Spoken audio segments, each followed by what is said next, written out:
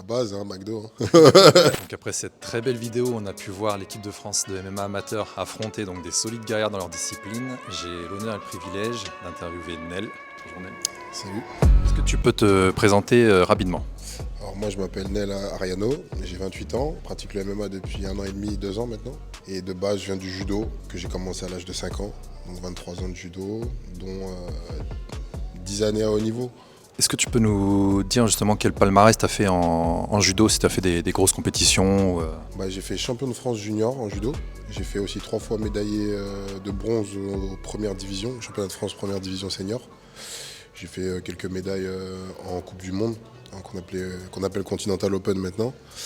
Et j'ai participé plusieurs fois au tournoi de Paris-Bercy. Donc gros palmarès bien solide. Et d'ailleurs en parlant de solide, je vois ton gabarit, t'es quel KT? En MMA, en tout cas en amateur pour l'instant je suis en poids lourd. Et en professionnel, ça on verra. Ah donc là t'es en moins de 120 kg.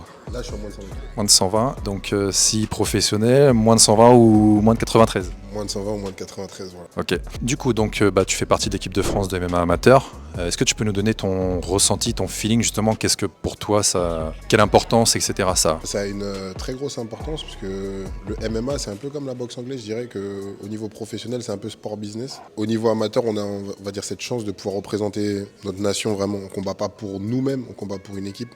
Et l'équipe de France, la fédération représente le drapeau et c'est des choses importantes. Moi j'ai connu ça avec le judo, donc je dirais que quand on passe professionnel directement à MMA, on n'a pas forcément cette opportunité de le faire.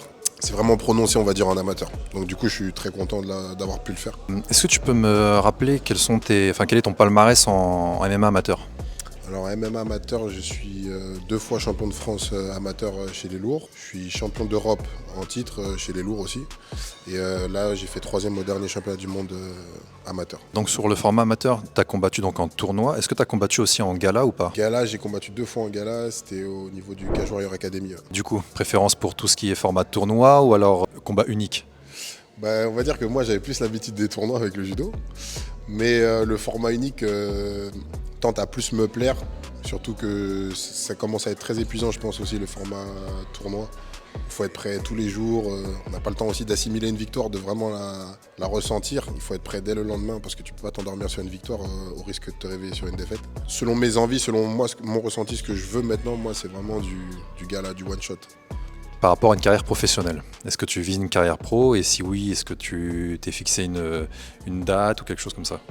Alors oui, je vise une carrière pro. Et au niveau de la date, ça reste flou, dans le sens où vous verrez bien.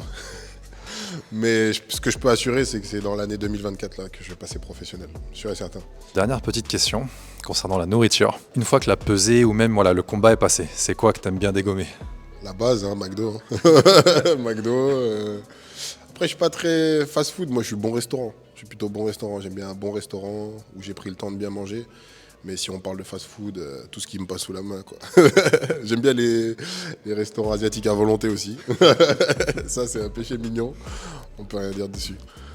Écoute, très gros merci. Je te dis un très gros merde pour la suite de ta carrière. Merci à toi. À la prochaine.